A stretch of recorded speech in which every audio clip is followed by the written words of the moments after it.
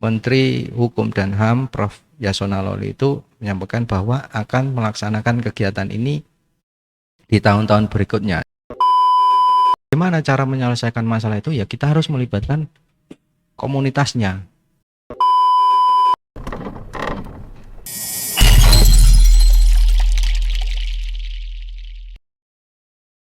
Ya, kali ini kembali lagi bersama Mas Lurah Pelosok Kerep. Udah 2 kali, Mas.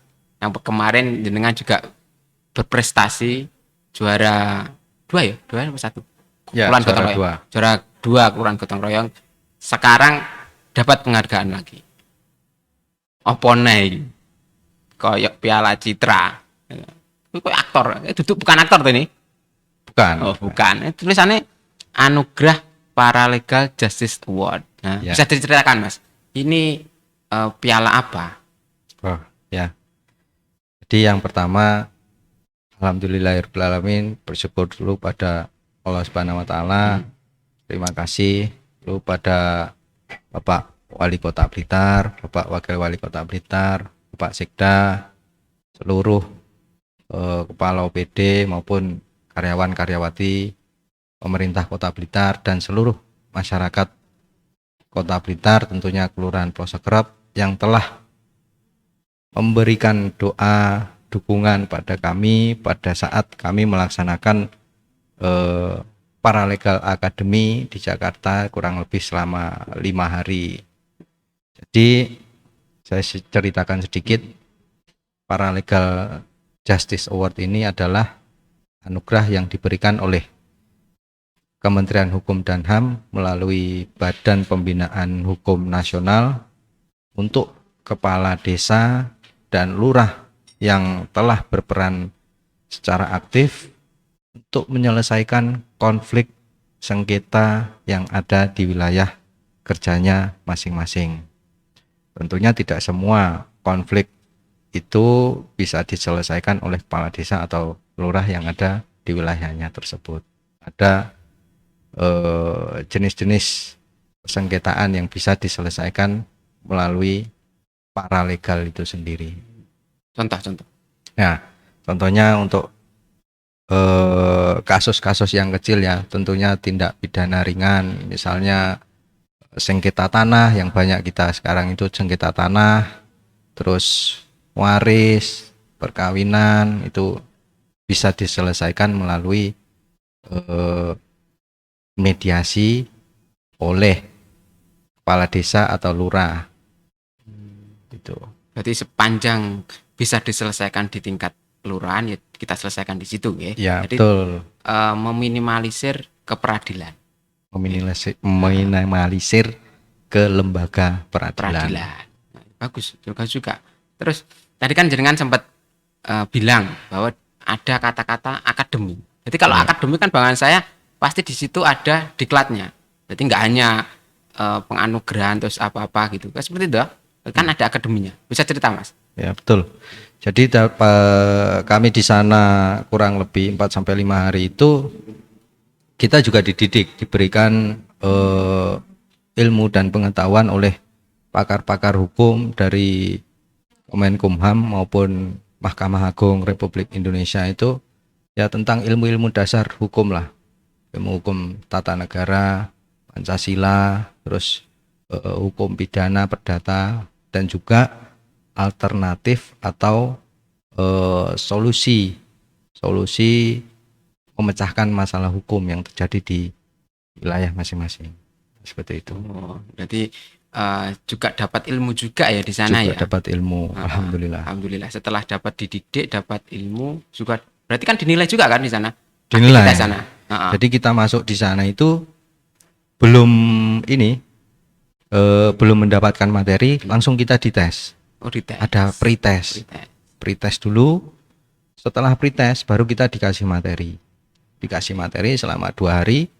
Terus baru post-test. Setelah post-test kita diwawancara. Itu tes berikutnya adalah wawancara. Nah, jadi nanti yang menentukan murni di situ ya. Murni di situ. Jadi ketika aktivitasnya di situ ya. Ya.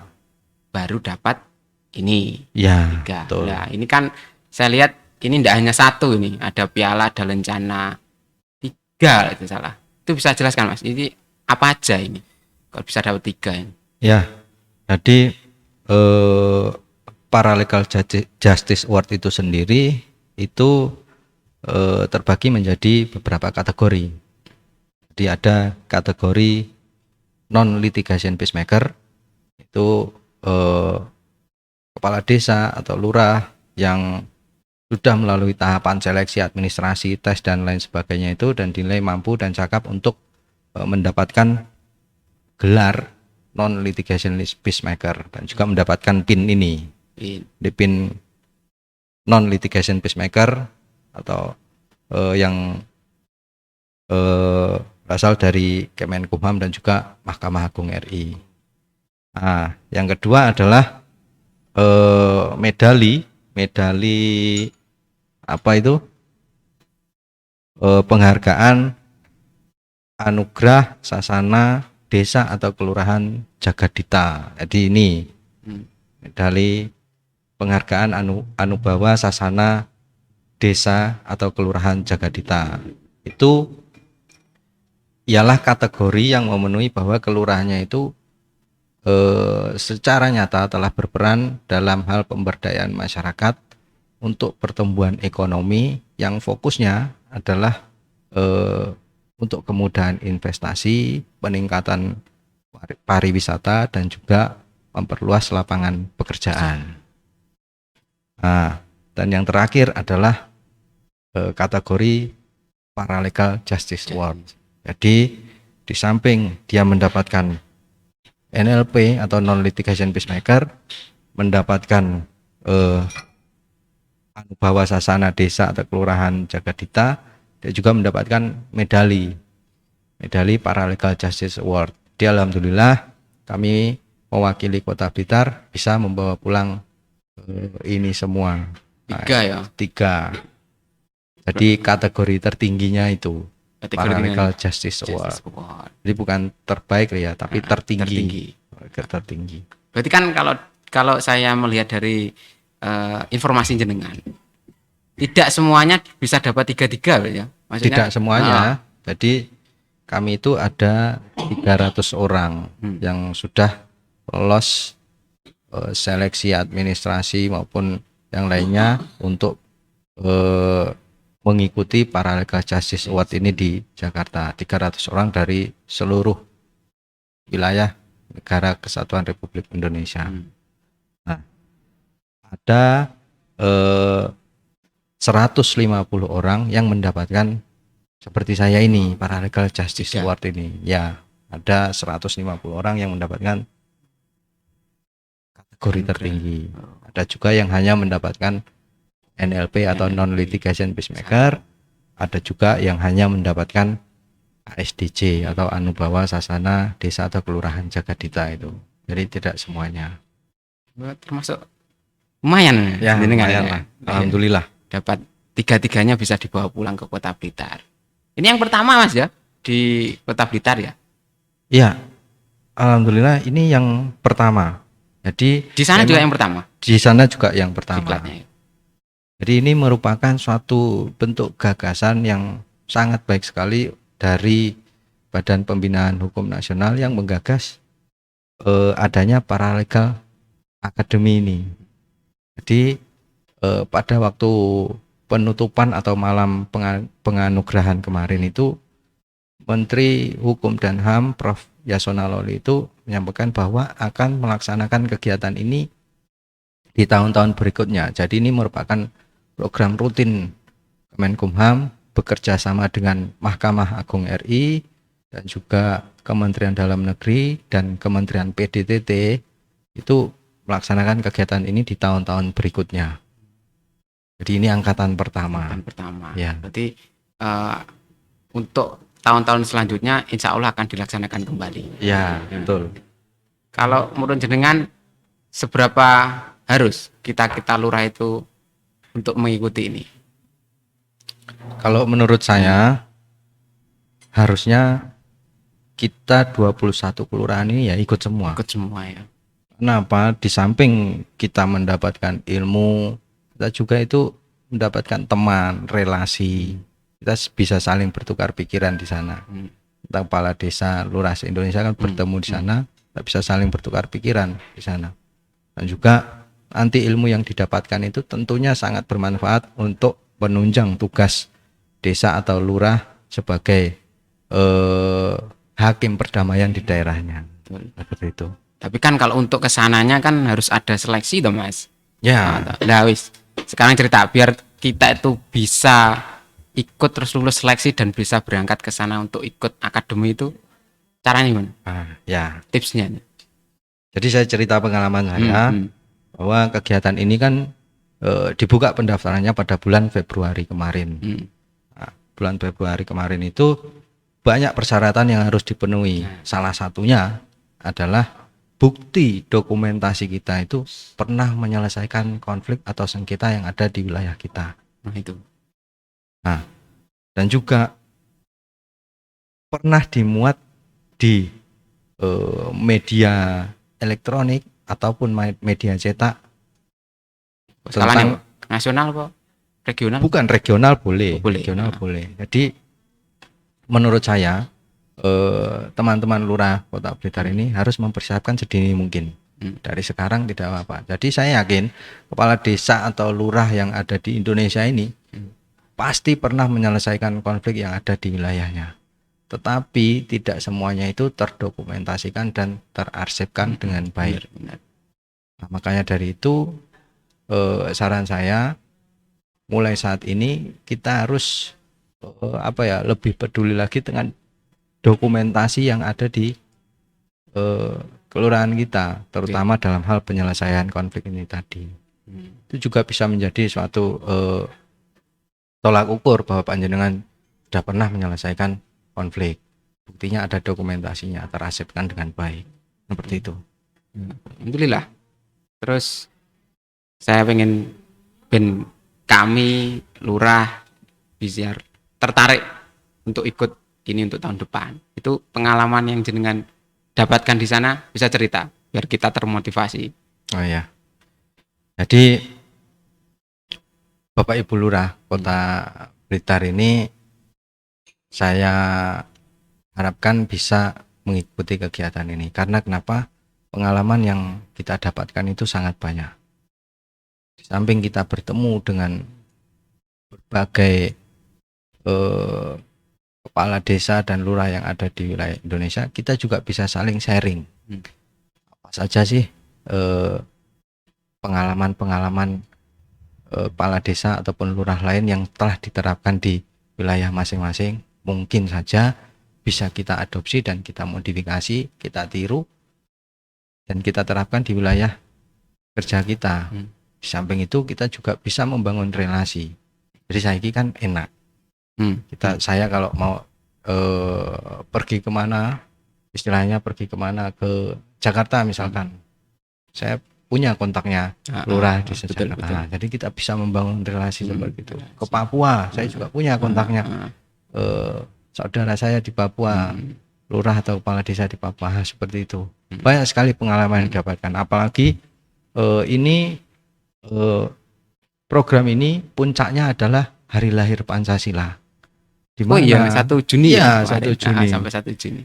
Betapa bangganya kita, betapa kagumnya kita.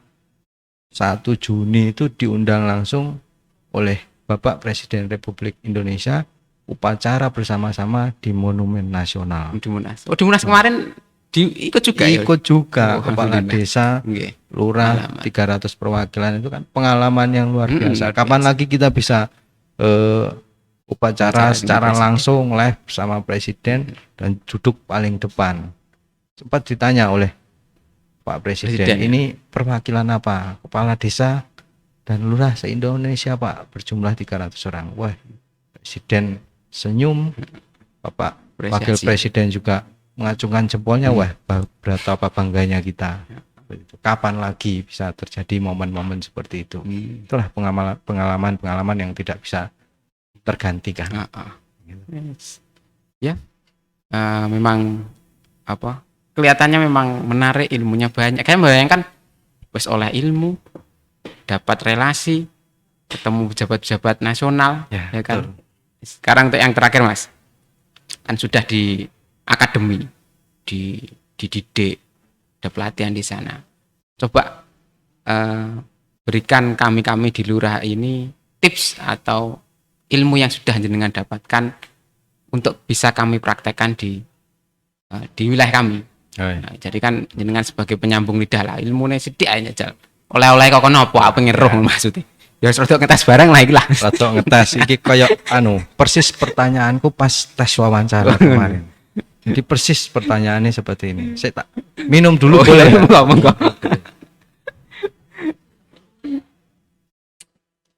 Ini minumnya gelas bro saiki. Tidak ada plastik karena Kota Blitar sekarang melalui Perwali gitu, melalui Perwali 21 2023 pembatasan sampah plastik. Betul. Jadi kita harus mendukung itu. Jadi bro, kita itu diajari apa saja di sana. Nah intinya itu kita itu diajari teknik-teknik penyelesaian masalah ringan. Jadi kalau saya yakin banyaklah teknik itu yang sudah dilakukan oleh kepala desa atau lurah.